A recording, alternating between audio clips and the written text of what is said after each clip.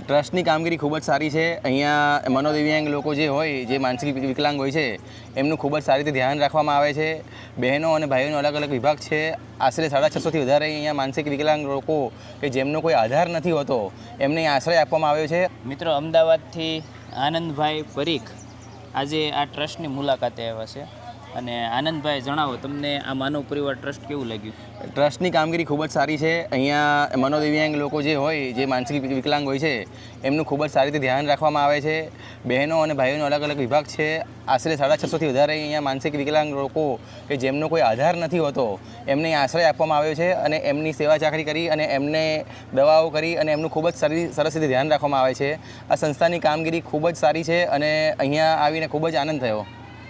અને આ ટ્રસ્ટની કેવી રીતે તમને જાણ મળેલી?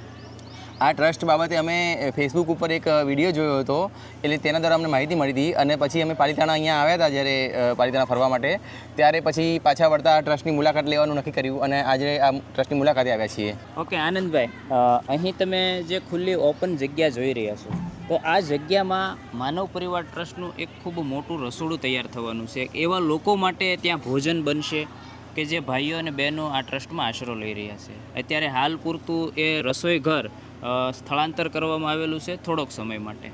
તો આવનારા નજીકના સમયમાં અહીં એક મોટું કિચન બનવા જઈ રહ્યું છે. સો સોશિયલ મીડિયાના માધ્યમથી તમે શું કહેવા માગશો? તો આ ટ્રસ્ટ ખૂબ જ સારું કામ કરી રહ્યું છે અને અહીંયા જે ટ્રસ્ટની જરૂરિયાત ઘણી હોય છે, એટલે મારી વિનંતી છે સોશિયલ મીડિયા મારફતે કે અહીંયા ટ્રસ્ટમાં રસોડું બનવા જઈ રહ્યું છે અને વિવિધ ડેવલપમેન્ટના કામો થઈ રહ્યા છે.